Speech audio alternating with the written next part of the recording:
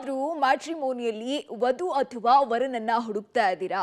ಹಾಗಾದ್ರೆ ಸ್ವಲ್ಪ ಹುಷಾರಾಗಿರಿ. ಮ್ಯಾಟ್ರಿಮೋನಿಯನ್ನೇ ಬಂಡವಾಳ ಮಾಡಿಕೊಂಡ ಇಲ್ಲೊಬ್ಬ ಭೂಪ ಬರೋಬ್ಬರಿ 250ಕ್ಕೂ ಹೆಚ್ಚು ಜನರಿಗೆ ವಂಚನೆ ಮಾಡಿದ್ದಾನೆ. ಹೇಗೆ ಅನ್ನೋದ್ರ ಕಂಪ್ಲೀಟ್ ಡೀಟೇಲ್ಸ್ ತೋರಿಸ್ತೀವಿ ನೋಡಿ.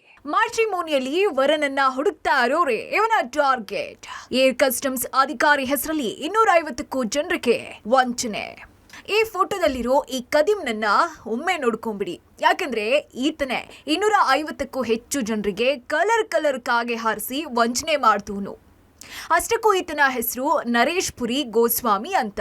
ಮ್ಯಾಟ್ರಿಮೋನಿಯಲ್ಲಿ ವಿಧವೆಯರು ಆರ್ಥಿಕವಾಗಿ ಸಬಲರಾಗಿದ್ದು ವಯಸ್ಸಾಗಿರೋ ಹೆಣ್ಮಕ್ಳನ್ನೇ ಟಾರ್ಗೆಟ್ ಮಾಡ್ತಿದ್ದ. ಈತ ಚಂದನೆಯ ವ್ಯಕ್ತಿಯ ಫೋಟೋವನ್ನ ಡಿಪಿಗೆ ಹಾಕೊಂಡು ಫೋನ್ ಮೂಲಕ ಮಹಿಳೆಯರನ್ನ ಸಂಪರ್ಕ ಮಾಡ್ತಿದ್ದ. ನಂತರ ನಾನು ಏರ್ಫೋರ್ಸ್ ಕಸ್ಟಮ್ ಅಧಿಕಾರಿ ಅಂತ ಪರಿಚಯ ಮಾಡ್ಕೊಳ್ತಿದ್ದ. ಬಳಿಕ ನಿಮ್ ಹುಡುಗಿ ನನಗೆ ತುಂಬಾ ಇಷ್ಟ ಆಗಿದ್ದಾಳೆ, ನೀವು ಒಪ್ಪಿದ್ರೆ ಮದ್ವೆ ಮಾಡ್ಕೊಳ್ತೀನಿ ಅಂತ ಬಣ್ಣದ ಮಾತುಗಳಾಡ್ತಿದ್ದ. ಬಳಿಕ ಕುಟುಂಬಸ್ಥರು ಮತ್ತು ಯುವತಿಯರ ಜೊತೆ ಕ್ಲೋಸ್ ಆದ ಬಳಿಕ ಎಮರ್ಜೆನ್ಸಿ ಇದೆ ಅಂತ ಹಣ ಪಡ್ಕೊಂಡು 1-2 ದಿನದಲ್ಲಿ ಕೊಡ್ತೀನಿ ಅಂತ ಹೇಳ್ತಿದ್ದ.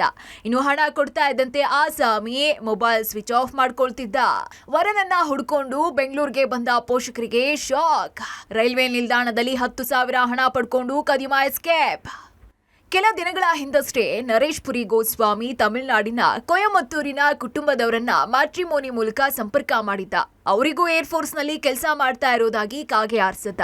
ಇದನ್ನ ಮಾತ್ ನಂಬಿದಂತಹ ಯುವತಿ ಕುಟುಂಬಸ್ಥರು ರೈಲ್ನಲ್ಲಿ ತಮಿಳುನಾಡಿನಿಂದ ಬೆಂಗಳೂರಿಗೆ ಬಂದಿದ್ರು. ಮೆಜೆಸ್ಟಿಕ್ ರೈಲ್ವೆ ನಿಲ್ದಾಣದಲ್ಲಿ ಇಳಿದು ಫೋನ್ ಮಾಡಿದಂತಹ ಯುವತಿ ಕುಟುಂಬಸ್ಥರಿಗೆ ಸ್ವಲ್ಪ ಹೊರಗಿದ್ದೀನಿ, ನಮ್ ಚಿಕ್ಕಪ್ಪ ನಿಮ್ಮನ್ನ ಮನೆ ಕರ್ಕೊಂಡ್ ಬರ್ತಾರೆ ಅಂತ ಹೇಳಿರ್ತಾನೆ. ಅದರಂತೆ ವ್ಯಕ್ತಿಯೊಬ್ಬ ಬಂದು ಅರ್ಜೆಂಟ್ ಇದೆ ಅಂತ 10,000 ಹಣ ಪಡ್ಕೊಂಡು 2 ನಿಮಿಷ ಬರ್ತೀನಿ ಅಂತ ಹೋದವನು ಸಂಜೆ ಆದ್ರೂ ವಾಪಸ್ ಬಂದಿಲ್ಲ.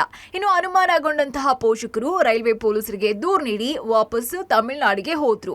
ಇನ್ನು ಕೇಸ್ ದಾಖಲಿಸಿಕೊಂಡಂತಹ ಪೊಲೀಸರು ನಕಲಿ ಅಧಿಕಾರಿ ಕಮ್ ವಧುವನ್ನ ಬಂಧಿಸಿದ್ದಾರೆ.